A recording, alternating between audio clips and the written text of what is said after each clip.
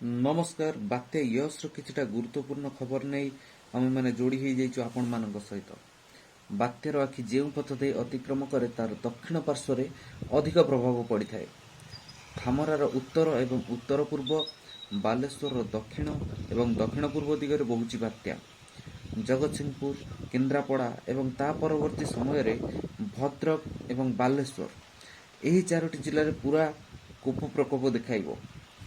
भुवनेश्वर पाणीपाग सूचना क्षेत्र जमापड़ी यार आखि 35 किलोमीटर पर्यंत व्यापी एवं यार व्यास 70 किलोमीटर पर्यंत अर्थात पाखापाखि 70 किलोमीटर अंचल बात्यार अधिक प्रकोप देखा आपण मैंने देखिपे वर्षा एवं पवन वेग बढ़िबार लगिला जहाँकि बात्या यश्र तांडव रूप आरंभ कर